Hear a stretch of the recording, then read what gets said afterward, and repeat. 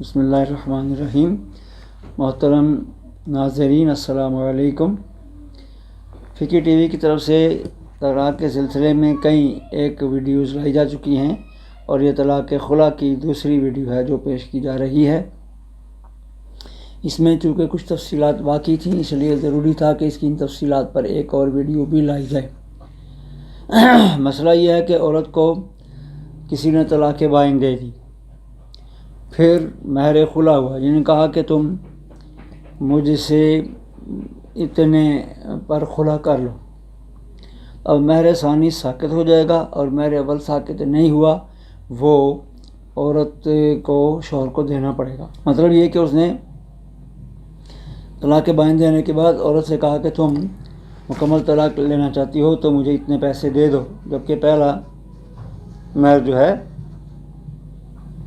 وہ اس عورت نے نہیں لیا تھا، تو اب وہ مہر ساقط نہیں ہوگا، البتہ یہ دوسرا مہر جو ہے یہ ساقط ہو جائے گا۔ اگر خلا اس بات پر ہوا کہ زوجہ اپنی جانب سے کسی عورت سے نکاح کروا دے اور اس کا مہر زوجہ دے تو زوجہ پر صرف وہ مہر ادا کرنا لازم ہوگا، واپس کرنا، جو شوہر سے لے چکی ہے، کیونکہ یہ خلا نئی رقم پر ہوا ہے کہ جو عورت نے بطور بدل خلا زوجہ ثانی کی طرف زوجہ ثانی کو شوہر کی طرف سے ادائیگی کرنی تھی۔ اب اگر عورت پر کچھ بھی لازم نہ ہوگا، کیونکہ اس نے اور کوئی رقم شوہر سے لی ہی نہیں اور شوہر کے لیے مہر سے زیادہ رقم وصول کرنا درست نہیں، اس لیے اس صورت میں عورت پر کچھ بھی لازم نہیں ہوگا۔ اگر کسی نے شراب، خنزیر اور مردار یعنی ایسی چیزوں پر جو مسلمانوں کے ہاں مال نہیں ہیں پر خلا کیا تو طلاق بائن واقع ہوگی اور عورت پر کچھ بھی دینا لازم نہ ہوگا۔ اگر ان چیزوں کے بدلے میں طلاق دی تو طلاق رجعی واقع ہوگی، کیونکہ یہاں محض طلاق ہے، بدلے میں مال نہیں کہ خلا شمار کیا جائے۔ مسئلہ یہ ہے کہ عورت نے یہ کہا کہ میرے ہاتھ میں جو کچھ ہے اس کے بدلے میں خلا کرو، اور ہاتھ میں کچھ نہیں تھا تو کچھ بھی واجب نہیں ہوا۔ مرد نے عورت سے کہا کہ میں نے تجھ سے خلا کیا، عورت نے کہا کہ میں نے قبول کیا۔ اب اگر مرد نے یہ لفظ طلاق کی نیت سے کہے تو طلاق بائن واقع ہوگی اور مہر ساقط نہ ہوگا، بلکہ اگر عورت نے قبول نہ بھی کیا تو بھی یہی حکم ہے۔ اگر شوہر کہتا ہے کہ میں نے یہ لفظ طلاق کی نیت سے نہیں کہا تھا تو عورت کے قبول کرنے تک طلاق واقع نہیں ہوگی۔ شوہر نے کہا کہ فلاں چیز کے بدلے میں نے تجھ سے خلا کیا، تو جب تک عورت قبول نہیں کرتی طلاق نہ ہوگی۔ اگر شوہر اس کے بعد کہتا ہے کہ میں نے تو طلاق کی نیت سے یہ لفظ کہا ہی نہیں تو ہم اس کی بات نہیں مانیں گے۔ اگر خرید و فروخت کے الفاظ خلا میں استعمال ہوئے تب بھی خلا ہو جاتا ہے۔ مثلا مرد کہتا ہے کہ میں نے تمہارا معاملہ یا تمہاری طلاق تمہارے ہاتھ میں اتنے میں بیچی، اور عورت نے اسی مجلس میں کہا کہ میں نے یہ قبول کی، تو طلاق واقع نہ ہوگی۔ یوں ہی اگر مہر کے بدلے میں بیچی اور عورت نے قبول کی، اگر شوہر کے ذمہ کچھ لازم نہ تھا اور شوہر کو معلوم تھا تو پھر بھی شوہر نے طلاق مہر کے بدلے میں بیچی تو طلاق رجعی واقع ہوگی، چونکہ یہاں پر مہر عورت کے ذمہ لازم ہے ہی نہیں۔ لوگوں نے عورت سے کہا کہ تو نے اپنے نفس کو مہر اور عدت کے نفقہ کے بدلے میں خریدا، تو عورت نے کہا کہ ہاں خریدا۔ پھر شوہر سے کہا کہ تو نے بیچا، تو اس نے کہا ہاں بیچا، تو خلا ہو گیا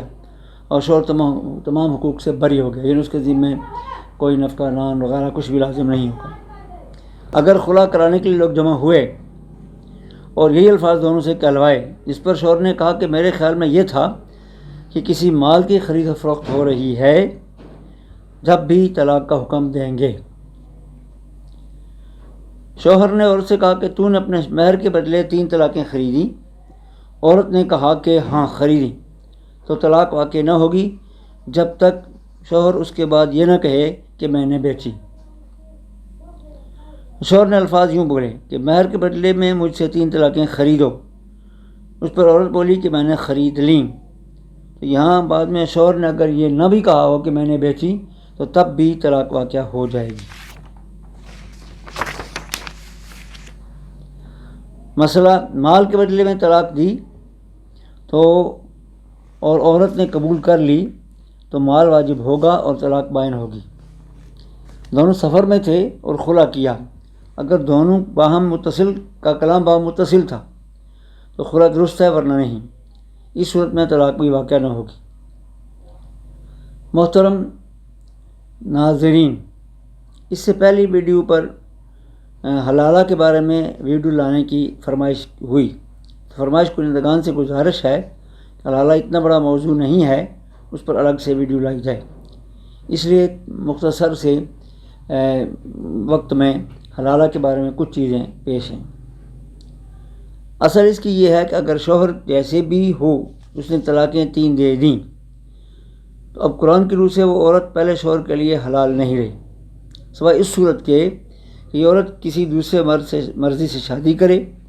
اگر وہ کسی وجہ سے اس کو طلاق دے دیتا ہے یا وہ مرد مر جائے اور اب یہ عورت پہلے شوہر کے پاس آنا چاہتی ہے تو یہ پہلے شوہر کے لیے حلال ہوگی اور عدت طلاق یا وفات گزارنے کے بعد پہلے شوہر کے ساتھ نکاح کر سکتی ہے۔ البتہ آج کل جو صورت رائج ہو گئی ہے کہ طے کر کے کسی مرد کے ساتھ عورت کا نکاح کروا دیا جاتا ہے اور وہ لازماً اس عورت کو طلاق دے گا، تو یہ صورت حلال نہیں ہے کہ نبی پاک صلی اللہ علیہ وسلم نے ایسے حلالہ کرنے اور کرانے والے دونوں پر لعنت کی ہے۔ لیکن اگر کسی نے یہ گندگی کھا ہی لی اور عورت کو طلاق دے دی تو اب عدت کے بعد وہ عورت پہلے شوہر کے لیے حلال تو ہو جائے گی، لیکن دونوں فریق اللہ کی لعنت کے مستحق ہو کر نکلیں گے، اللہ کے رسول کی زبان پر وہ لعنتی ہوں گے۔ اور لوگوں کو یہ احساس نہیں ہے کہ 2 نبیوں نے اپنی امت پر لعنت کی تھی، داؤد علیہ السلام نے اور عیسیٰ علیہ السلام نے، اور ان کی لعنت کرنے کے بعد اللہ نے ان کی امتوں کو بندر اور خنزیر بنا دیا تھا۔ اب اگر یہ لعنتی